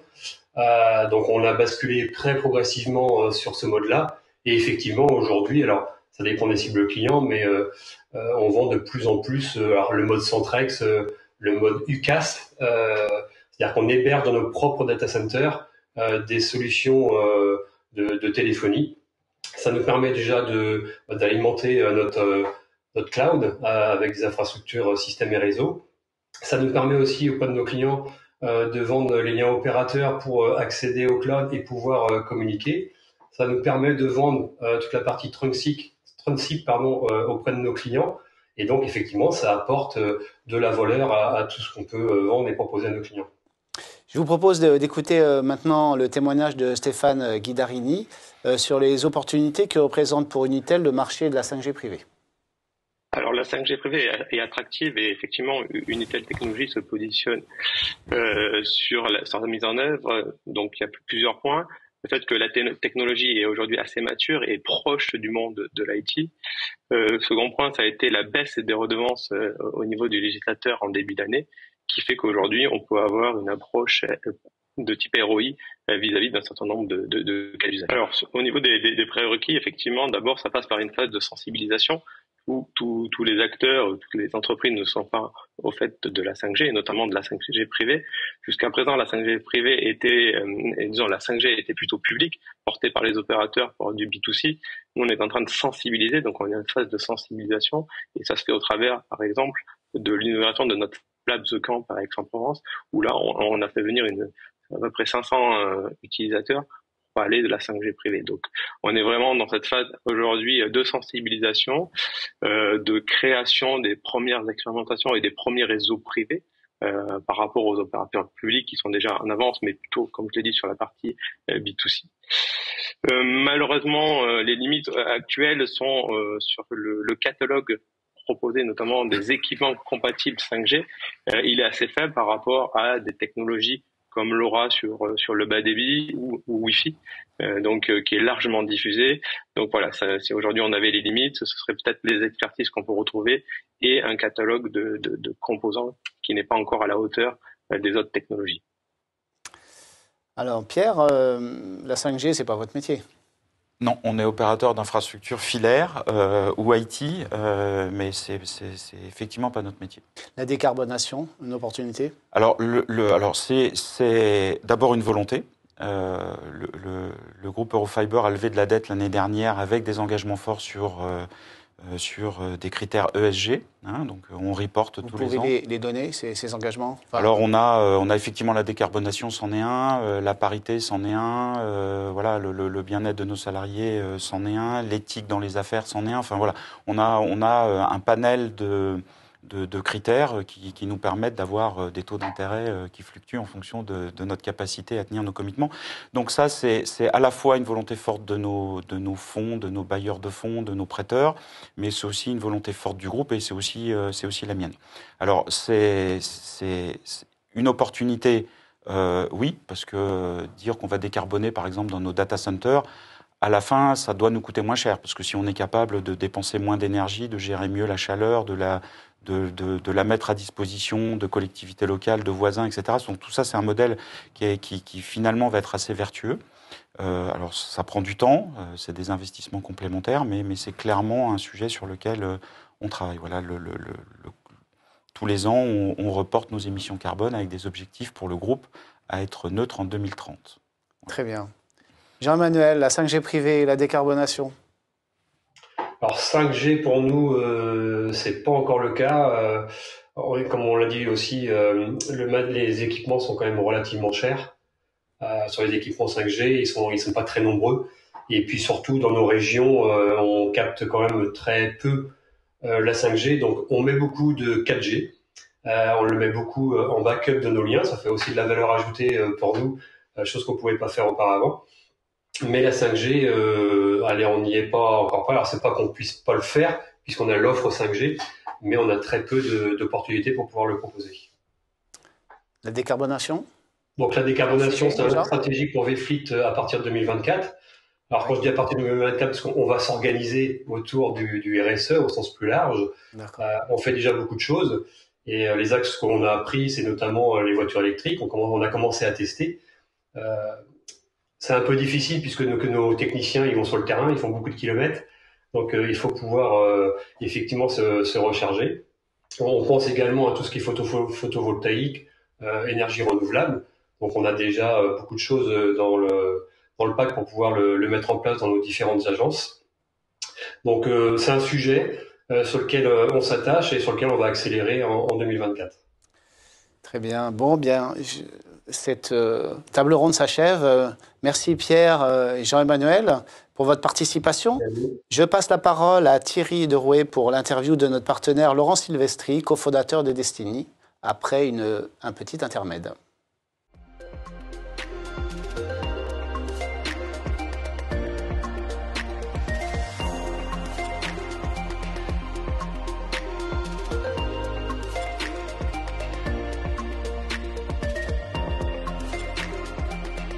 Nous sommes maintenant avec Laurent Silvestri.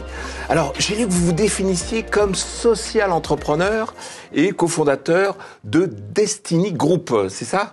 Exactement. Alors, même si ça remonte, vous êtes à l'origine opérateur de solutions de connectivité, de communication en France, avec OpenIP, c'est une ancienne histoire, et maintenant, Destiny, c'est une société d'origine belge qui est devenue, après plus de 25 acquisitions, l'un des principaux fournisseurs européens de plateformes de communication d'entreprises disposant de ses propres technologies et infrastructures. Désormais également éditeur, vous avez démarré l'an dernier la commercialisation de votre propre solution de communication unifiée dans le cloud. Alors, je sais pas, c'est quoi exactement le nom ?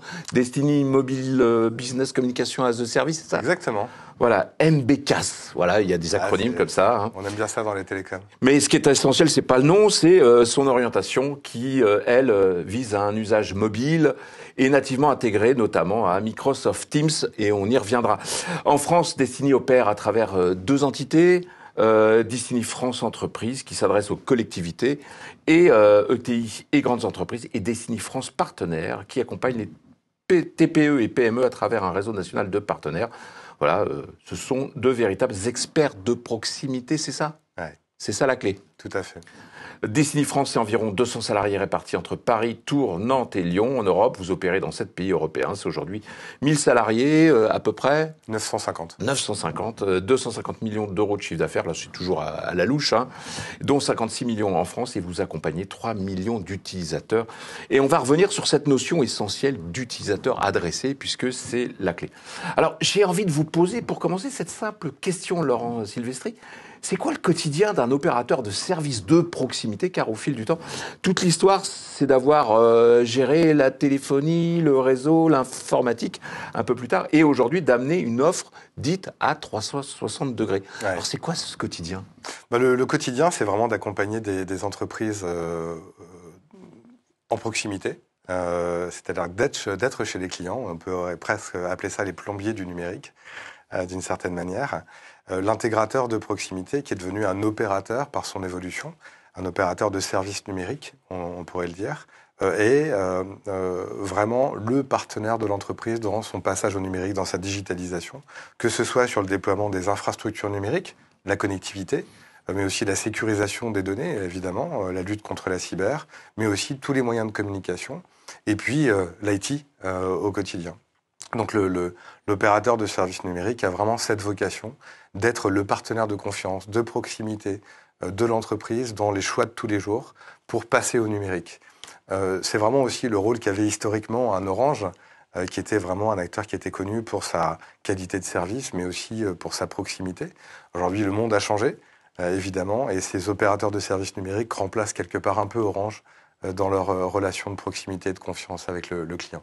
Donc, relation de proximité et de confiance. Alors, on l'a vu aussi ce matin, votre métier, c'est celui de vos partenaires. Hein. Vous opérez un changement de business model pour transformer les clients un peu en abonnés.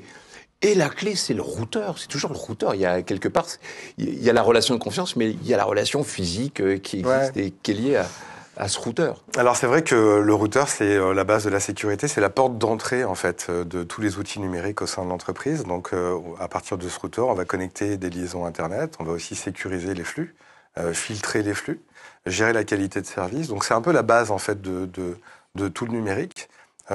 Et c'est vrai que les intégrateurs, opérateurs de services numériques ont tous fait ce choix d'aller protéger finalement cet élément essentiel pour ensuite le connecter, donc aller chercher des revenus récurrents à travers le déploiement de la fibre optique dont on a parlé tout à l'heure évidemment, mais aussi de déployer tous les services numériques qui vont être ensuite au sein de l'entreprise.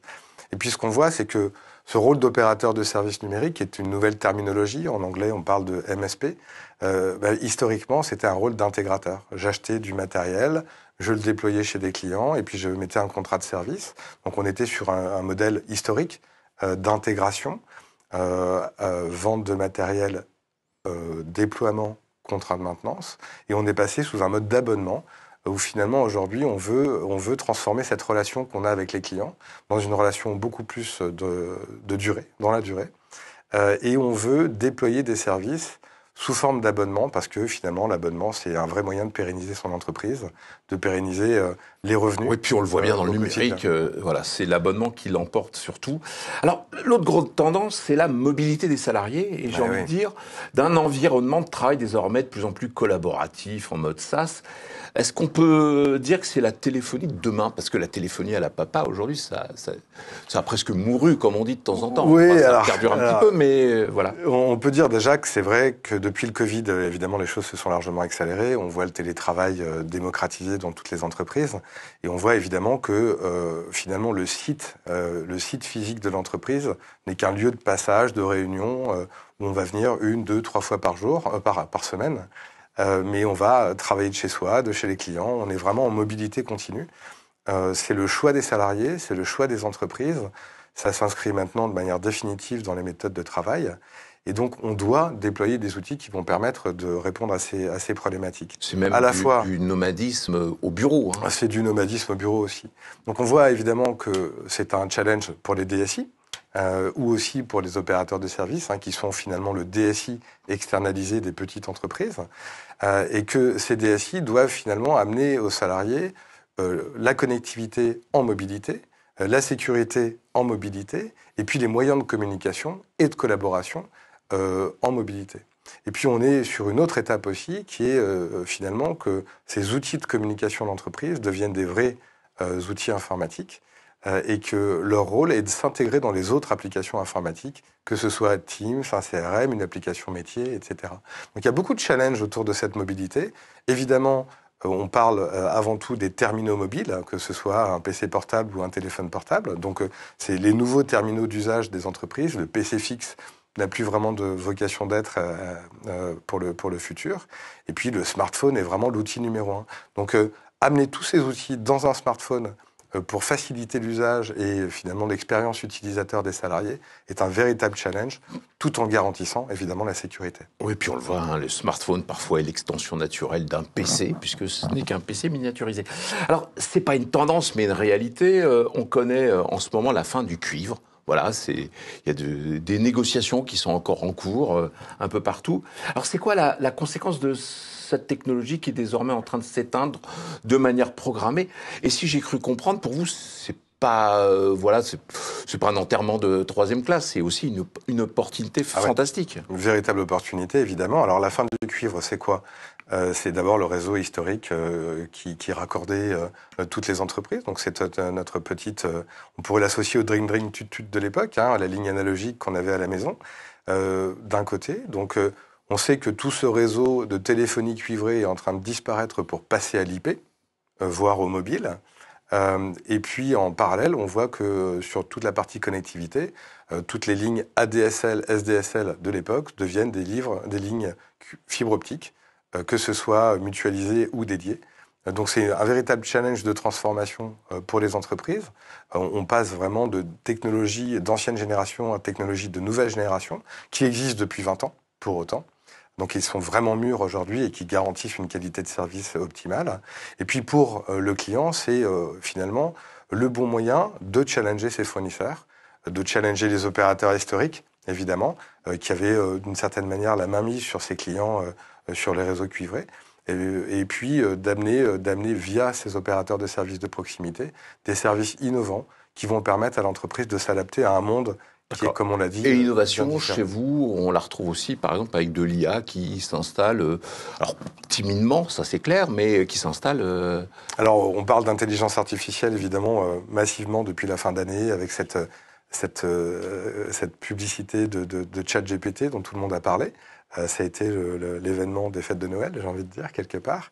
Mais l'IA existe depuis de nombreuses années. On utilise, nous, l'IA depuis 2008 déjà, pour, par exemple, analyser tous les flux d'appels de nos clients et protéger les clients contre le piratage informatique. Sur ce qu'on appelle la partie prédictive en matière de sécurité. On l'utilise aussi dans nos réseaux pour être capable d'anticiper les bandes passantes nécessaires pour les clients et donc de mieux gérer les flux de nos infrastructures. On les utilise aussi pour protéger contre la cyber, donc se protéger des attaques continues que l'on subit en tant qu'opérateur.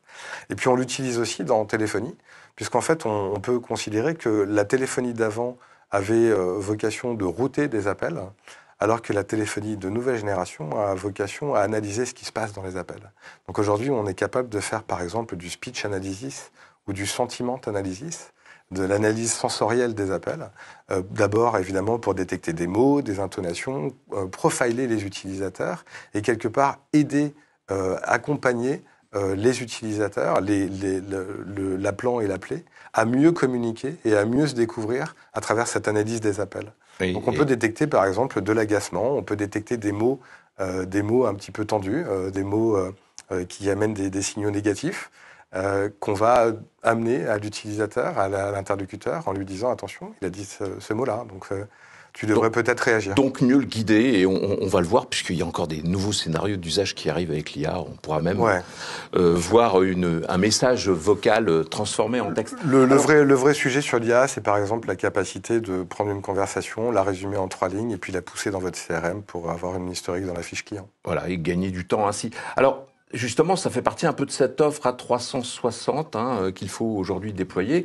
Et justement, comment est-ce qu'on arrive à fidéliser ses clients? Parce que voilà, pour le channel, le retail, c'est quand même assez important aujourd'hui de créer de la valeur. Alors, c'est quoi la clé Alors, je crois que la première clé, c'est la proximité et la confiance. D'abord, il faut évidemment que le client se sente rassuré et l'impression d'avoir un expert en face de lui qui va l'accompagner dans ce parcours digital et lui permettre d'avoir de la performance et de la productivité au quotidien, aussi de mieux satisfaire ses salariés avec les bons outils. Donc ça, c'est une première chose, évidemment. La confiance, la proximité, l'expérience, l'expertise. Et puis ensuite, la réactivité. C'est-à-dire qu'en fait, un client est heureux d'abord quand il a un service de qualité. Il commence à avoir, évidemment, à se poser des questions quand le service se dégrade. Donc ça, c'est la deuxième chose. Ensuite, le rôle de l'opérateur de service, c'est d'amener des solutions, d'éduquer, finalement, sur ce passage au numérique, et d'amener des solutions qui vont permettre à l'entreprise de se démarquer. Et on voit qu'on n'est plus en train de parler uniquement au DSI de l'entreprise.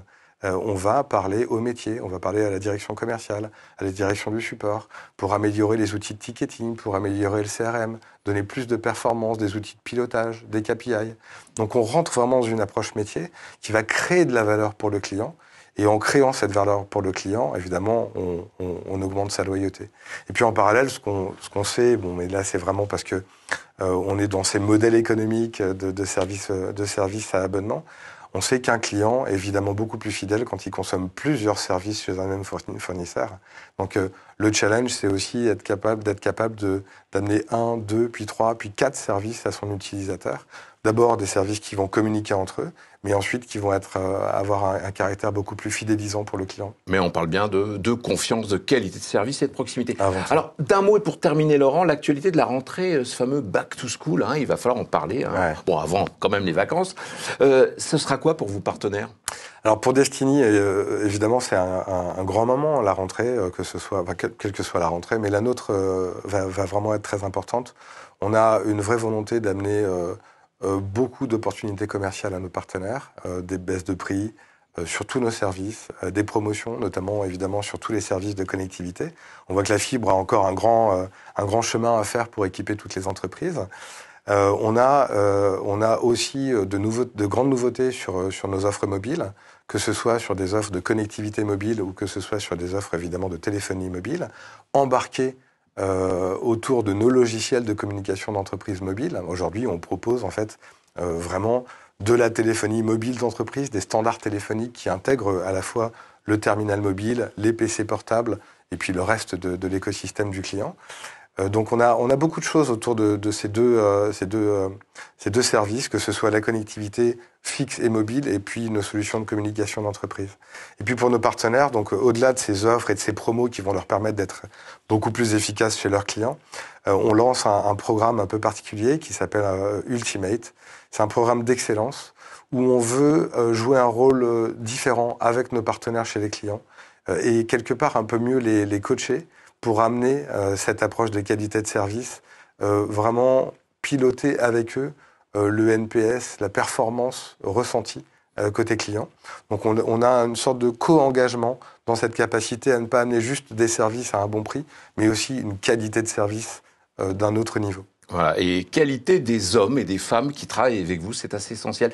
Merci Laurent Silvestri, un grand merci pour cette intervention. Et je rappelle que vous êtes social entrepreneur, ça je l'ai bien noté, et cofondateur de Destiny Group. Merci. Merci.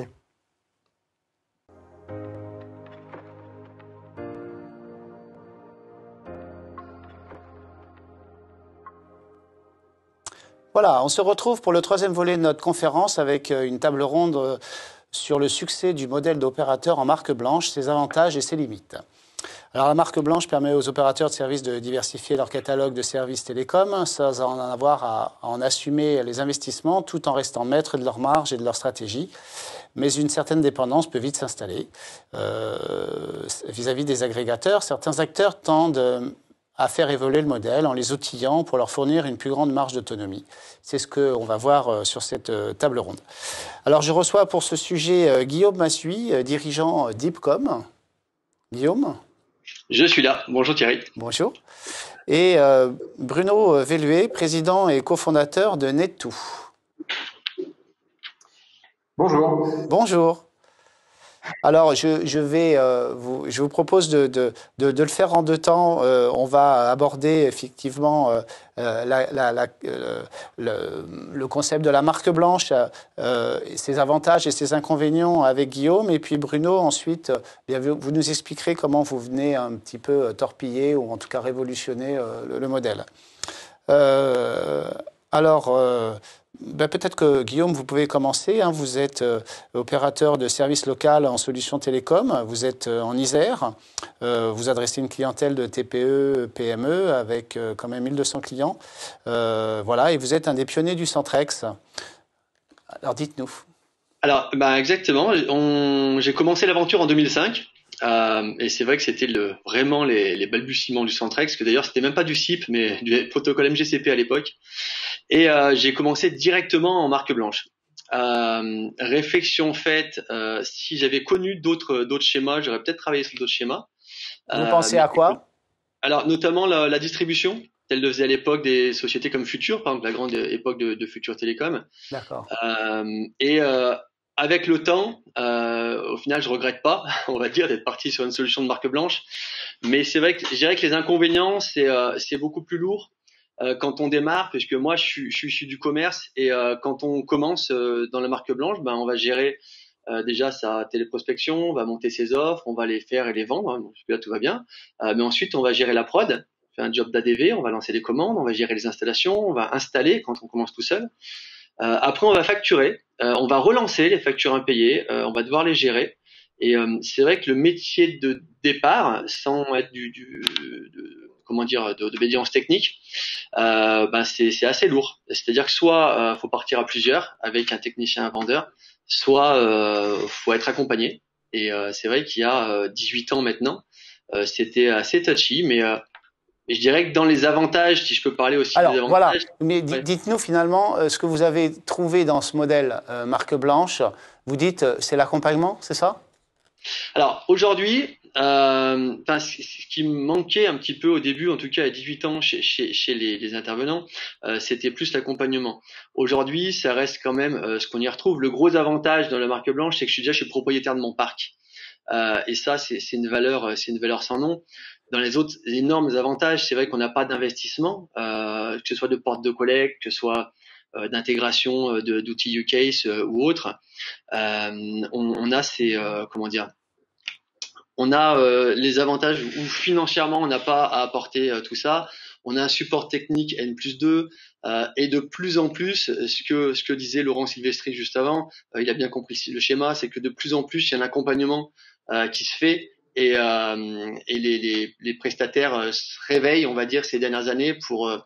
avant, ils amenaient surtout le produit, que ce soit les portes de collecte et le produit, typiquement plateforme Centrex. Aujourd'hui, ils amènent aussi le service. D'accord. C'est un modèle aussi qui vous permet de gérer votre marge. On ne l'a peut-être pas dit, hein, mais vous travaillez essentiellement avec Unique, mais pas seulement. Pas seulement, ouais, exactement. Dans les autres avantages du modèle, c'est vrai que ça nous permet de travailler avec d'autres, notamment pour gérer la continuité de service. Moi, aujourd'hui, je mets mon lien principal chez Unique, puisqu'il y a un lien de peering avec la plateforme.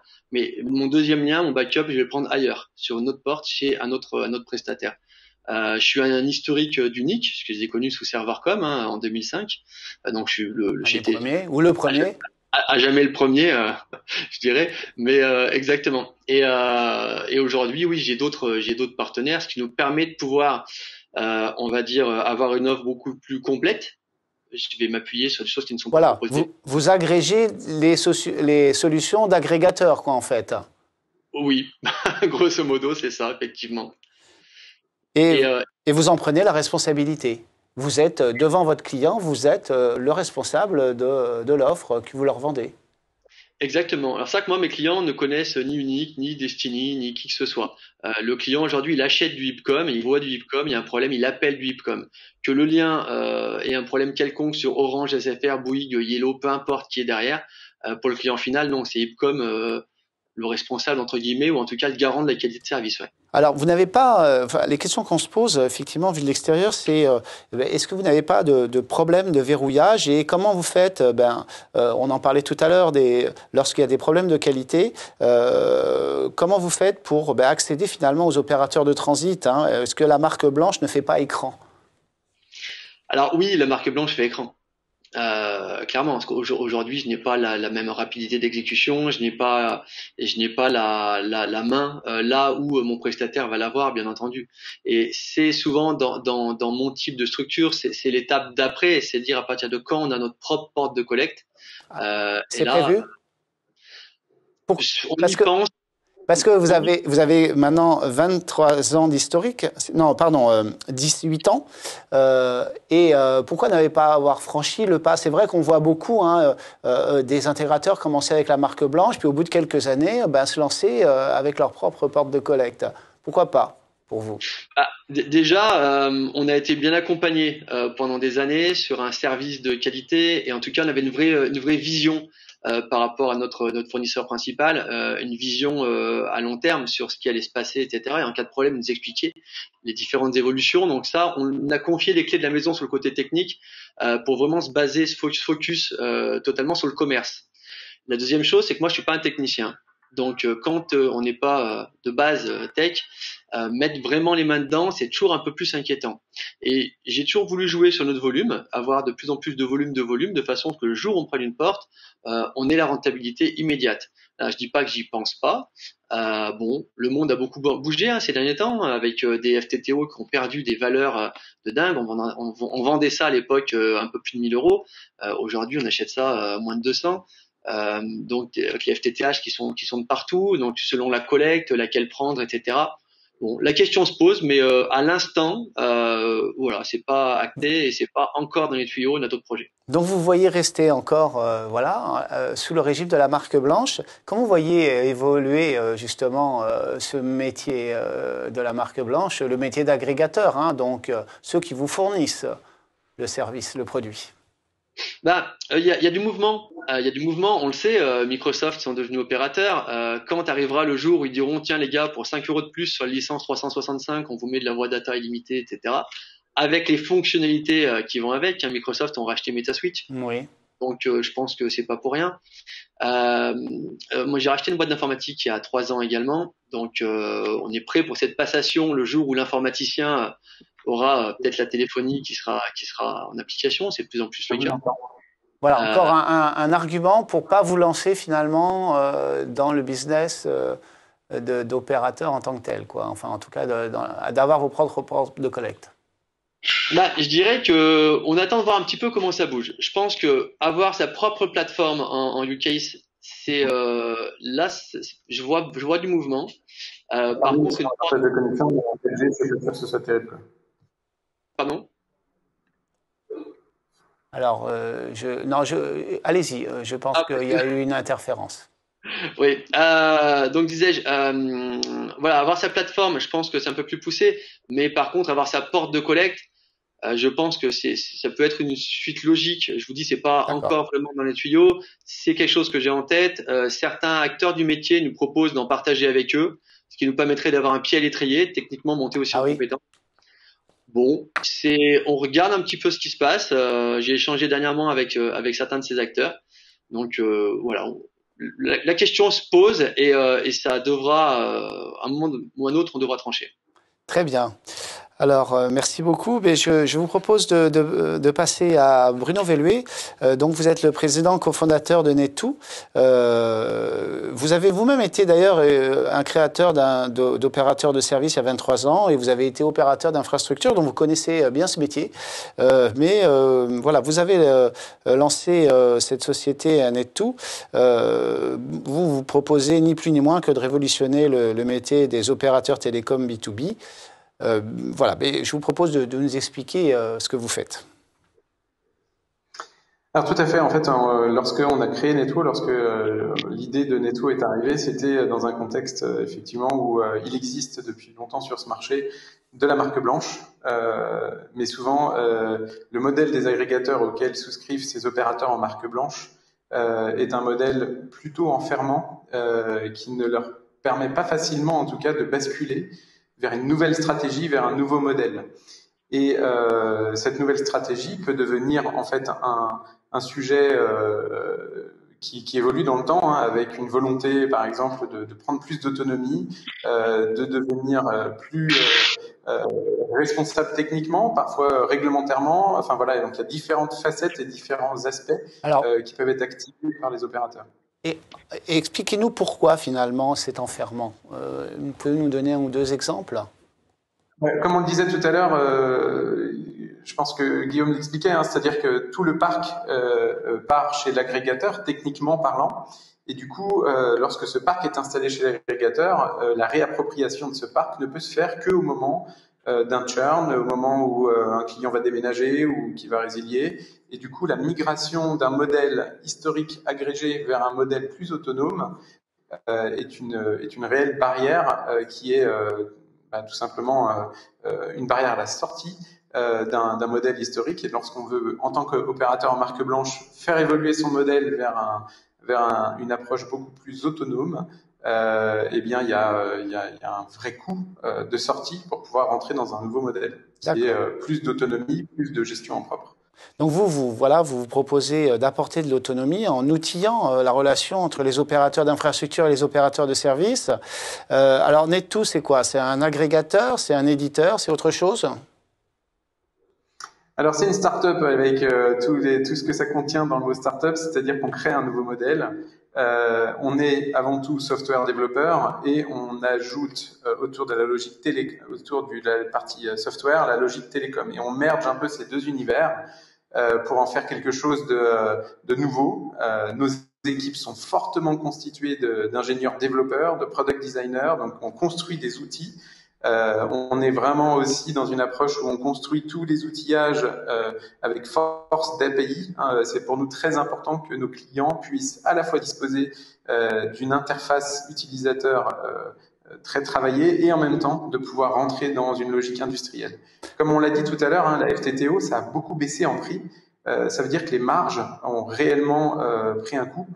Et les volumes sont nécessaires pour pouvoir atteindre des points critiques de rentabilité dans les entreprises désormais.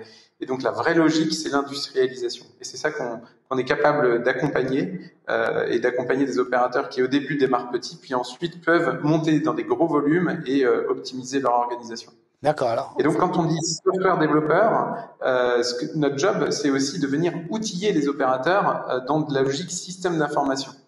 Et c'est ça, cette dimension-là qui est très spécifique de Net2, c'est de dire, certes, on va casser des barrières à l'entrée sur les sujets du réseau fixe, sur les sujets des réseaux mobiles, sur les sujets de la téléphonie, mais par ailleurs, on vient aussi venir vous outiller, vous opérateurs, pour vous donner les moyens d'aller adresser à travers un portail, pour construire vos offres, pour faire le suivi de vos services que vous commercialisez à vos clients. Et donc cet ensemble est un outil cohérent qui permet de monter en volume et en efficacité dans une logique industrielle. Donc vous apportez les outils, mais est-ce que vous-même vous êtes agrégateur? Et effectivement, on joue ce rôle d'agrégateur. Notre valeur majeure, c'est le software, hein, c'est vraiment de construire du système d'information. Mais la logique d'agrégation, c'est une nécessité pour casser ces fameuses barrières à l'entrée qui sont la clé pour que nos clients opérateurs télécoms qui travaillent dans une logique plutôt de marque blanche puissent accéder effectivement aux services télécoms. Qu'est-ce qui vous différencie des agrégateurs traditionnels? Et finalement, comment vous voyez évoluer le métier des agrégateurs, vous?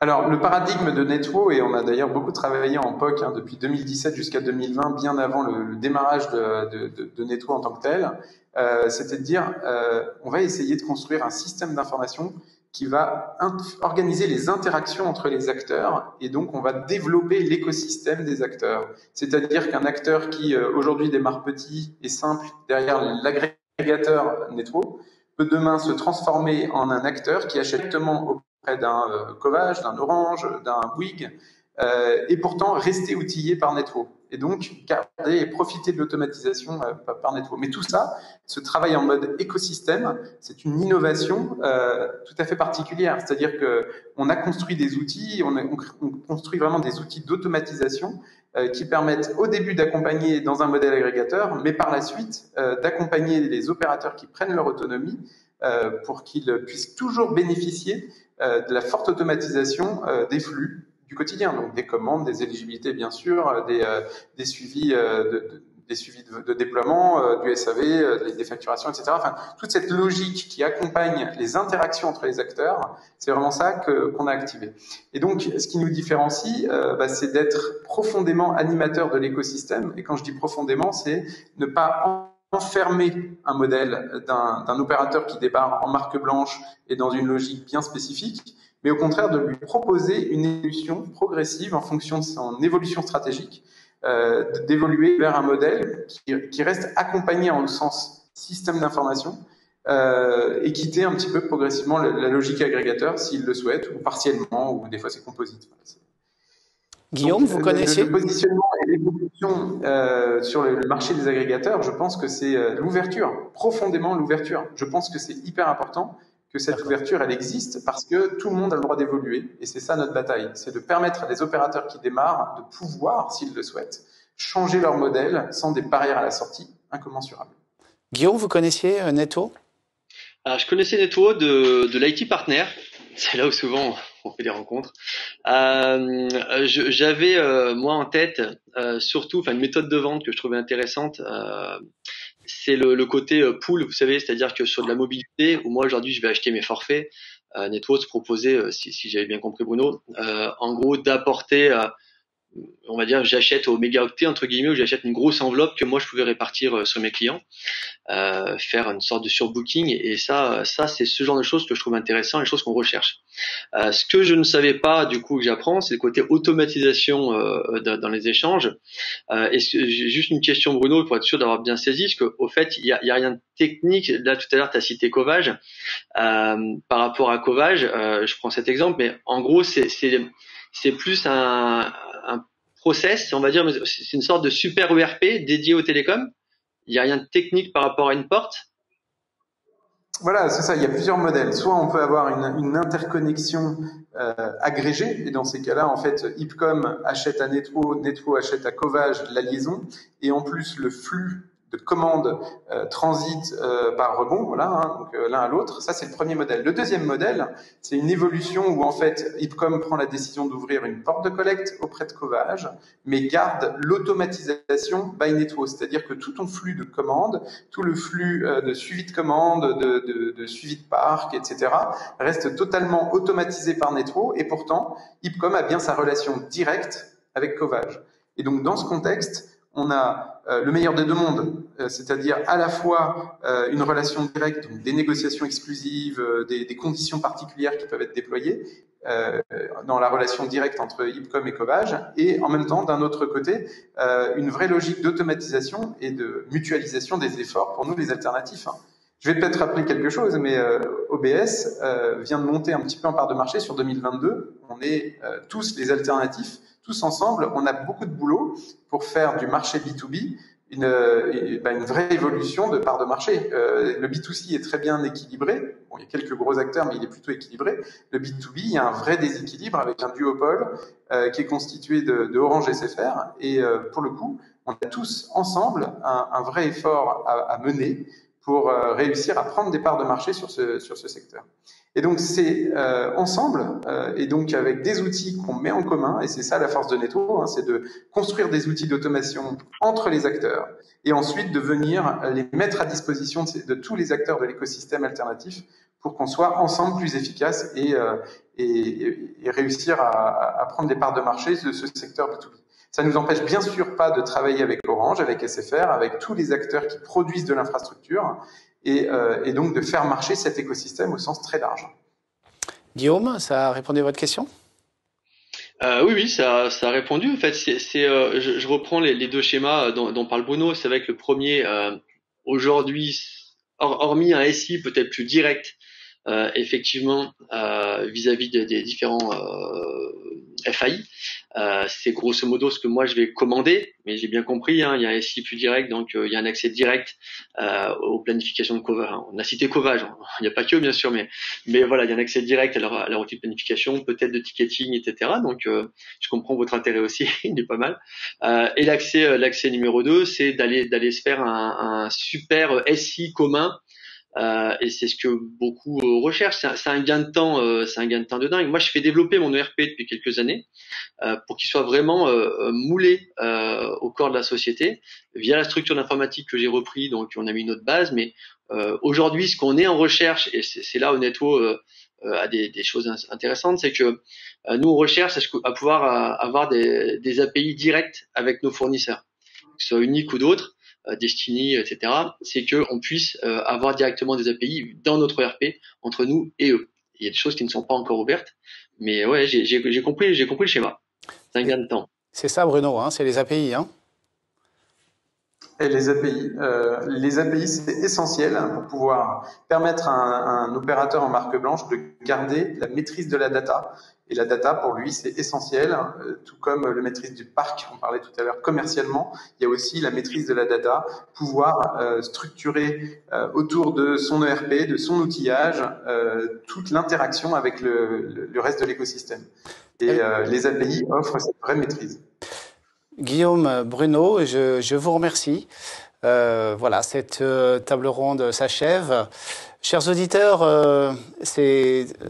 la conférence donc est maintenant terminée. Je vous remercie de l'avoir suivi et je vous donne rendez-vous pour une prochaine édition dès la rentrée. Merci, au revoir.